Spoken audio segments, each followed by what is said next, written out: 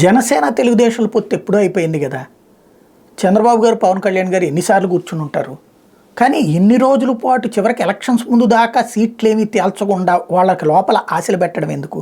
ఎప్పుడో పరిష్కరించేయచ్చు కదా. డిసెంబర్లోనే పరిష్కరిస్తామన్నటువంటిది ఇప్పుడు మార్చికి జరగకపోగా రచ్చ.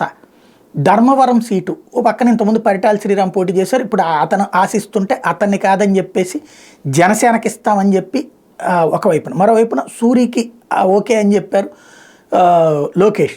తీరా చూస్తే అక్కడ సూరి తెలుగుదేశంలో చేరలేదు. భారతీయ జనతా పార్టీ తరపున భారతీయ జనతా పార్టీకి ఆ సీట్ ఇచ్చి సూరిని ఆ పార్టీ తరపున పోటీ చేయించాలని లోకేష్ ప్లాన్. జనసేన వాళ్ళు ఆ సీటు ఆశిస్తున్నారు. ఇప్పుడు 3 పార్టీలు అక్కడ ప్రయత్నిస్తున్నాయి.